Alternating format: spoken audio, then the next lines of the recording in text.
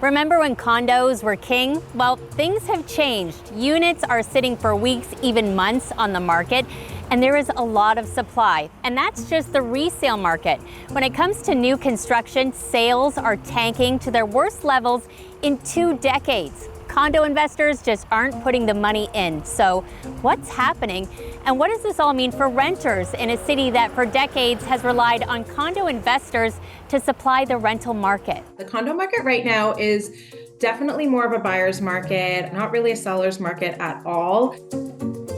A buyer's market, but buyers aren't buying. According to the latest data from the Toronto Regional Real Estate Board, condo sales are down, and the number of condos on the market is up big time.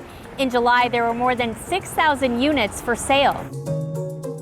If we're looking at historic inventory levels, condo listings are quite high right now, and certainly you have to go back a number of years to see listings at that level. So more choice, yet fewer buyers. What gives? I think that the main reason that buyers are on the sidelines is condos is typically a first-time home buyer product. It can also be a downsizer's product, but when you are a first-time home buyer, you're going to be very cognizant of interest rates, and our interest rates right now just are on the higher end of recent years. And we are increasingly confident that the ingredients are now in place to bring inflation back to the 2% target. You may remember the Bank of Canada announced back-to-back interest rate cuts in June and July, the first we'd seen since the start of the pandemic.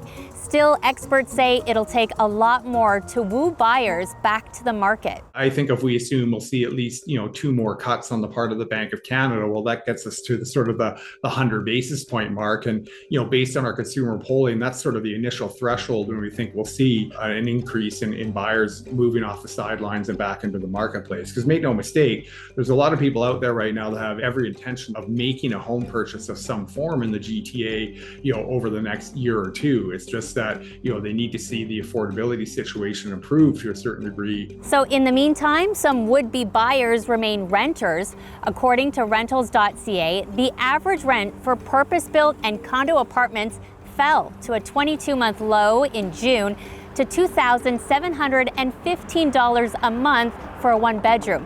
The 5th straight month we've seen declines, but experts say this dip is temporary. When you look at rents today versus where they were even just a few years ago, they're up significantly, like 20-30%. Part of the softness in the rental market right now is coming from a temporary surge in condo completions. So most of the new rental supply that is created in Toronto comes from condo investors.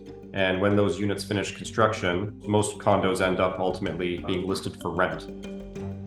That surge in condo rentals comes from construction projects that started 4 to 5 years ago. Now he's warning of trouble ahead. Current sales for pre-construction condos are dismal. In the first half of 2024, they were 72% below the 10-year average, making it the slowest first half for new condo sales since 1997. Investors are not interested in buying. Developers aren't launching new projects. And this is working to dramatically slow down new construction starts. He says for investors, the math just isn't mathing. A report that we just put out showed that on average, investors that were seeing their units come to completion last year were experiencing negative cash flow on average by about $600 a month. And about 30% of investors were cash flow negative by more than $1,000 a month. We've been relying on condo investors almost entirely to supply new rental units. And as we're experiencing right now, this isn't the best strategy long term, because eventually the math will stop working and individual investors can't carry all of the weight of creating new rental supply for a region the size of Toronto. It's just not possible. So we're here as a result of the unrealistic belief that has been generated over the many years by influencers, by those renoviction brothers who have given the impression that anyone can be a landlord and that it's easy to buy a property, renovate it, evict the existing tenant to rent it out at a higher price. And so because of that belief, we have a very speculative market.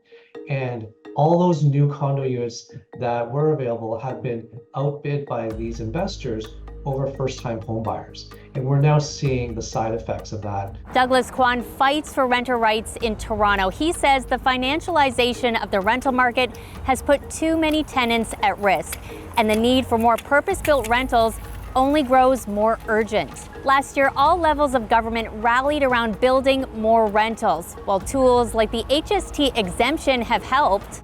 It still takes many years to put shovels in the ground to create that purpose-built rental. What we have at the moment is a glut of buildings that haven't been built because there's not enough buyers to justify those condo buildings being built. It would be far faster to convert those types of buildings that already have building permits issued, that already have shovels in the ground and people, construction crews building those units, to have a mechanism where they can convert those condo units to purpose-built rentals. We have a huge deficit of rental properties. We know that demand for rental is at a record high and it's going to continue to grow.